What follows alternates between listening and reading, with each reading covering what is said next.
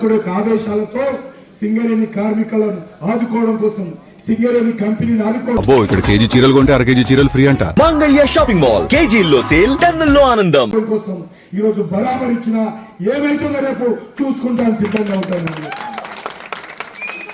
నేను తాడిచెర్ల 2 ఇవ్వడానికి జైలుకి వెళ్ళడానికి కూడా సిద్ధంగా ఉన్న విషయాన్ని మనం చేస్తాను. అంతేకాదు, ఈ తాడిచెర్ల ఒక సాదాసీదా కంపెనీ కాదు, కోల్ మైన్ కాదు.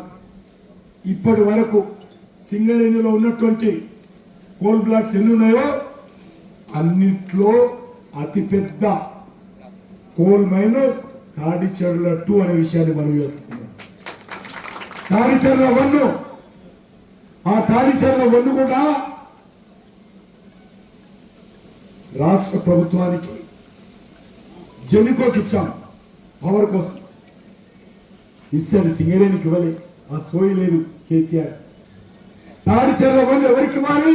నా సింగరేణికి ఇవ్వాలి రాష్ట్ర ప్రభుత్వం. సింగరేణికి ఇవ్వకుండా ప్రైవేటులకు అమ్ముకున్నాడు కమిషన్ల కోసం కేసీఆర్. పరిస్థితి ఏంటి?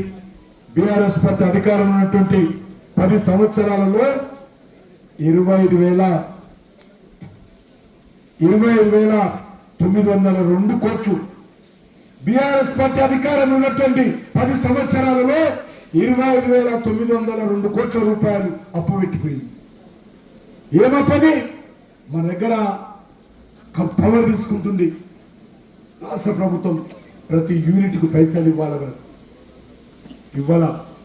మన దగ్గర తెలంగాణకు సంబంధించినటువంటి జెన్కో కంపెనీలకు బొగ్గు తీసుకుంటుంది, ప్రతి క్వింటాలకు మనకు డబ్బులు ఇవ్వలే.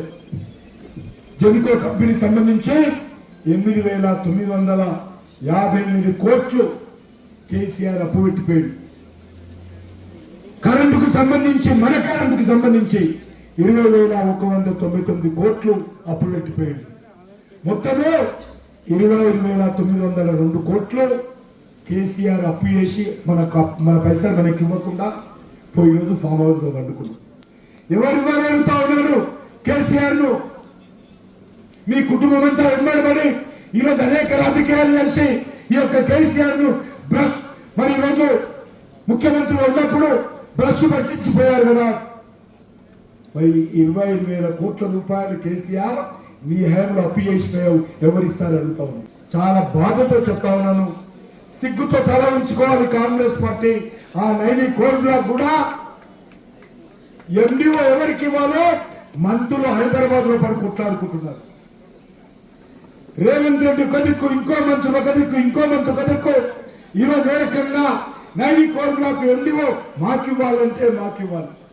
ఏ టీవీలో చూసినా, ఏ పేపర్లో చూసినా కాంగ్రెస్ పార్టీ యొక్క నాయకుల యొక్క మరి జిమ్మిక్కులు ఏ రకంగా ఉన్నాయో మనం చూసాం.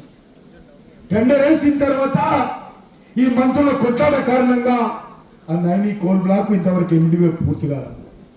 ఈ లోపల టెంపరరీ కాంట్రాక్ట్ పేరు మీద బొగ్గు ఉత్పత్తి చేస్తా ఉంది.